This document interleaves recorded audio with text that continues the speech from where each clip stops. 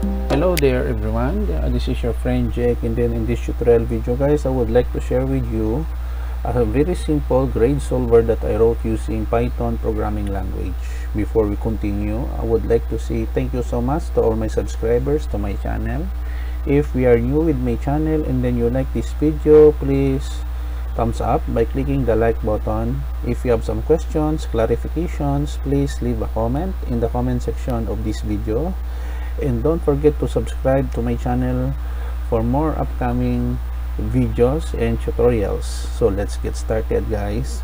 So here I'm using PyCharm that is free to download from the internet. The version that I'm using in the sample program is community 20.3. so it is free to download in the website of JetBrains or PyCharm. So we have here name, variable name, math, science, in English, which has a data type of integer, and then the name is string. So we have here assignment statement calc, math plus science plus English divided by 3, average. And then we have here compounded if statement.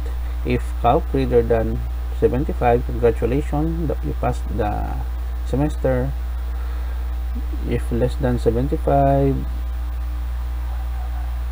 if grade is less than 75 on one of the subject, either math, science or English, it will display you failed the semester. So let us run to see the result. Okay, so here name, math, let's say 67, science we have here 77, English 78. So average grade is 74, you failed the semester.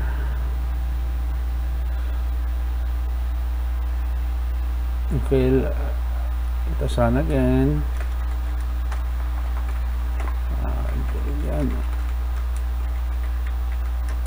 Pomperada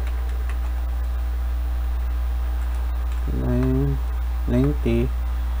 So math grade 89, inter science 89, English 89. The average grade of Juliana Ray Pomperada is 89.33. Congratulations, you passed the semester. So this is the end of our tutorial video guys. I hope that you have learned something new. I will put a link in the description below of this video so that you can download the complete and free program listing.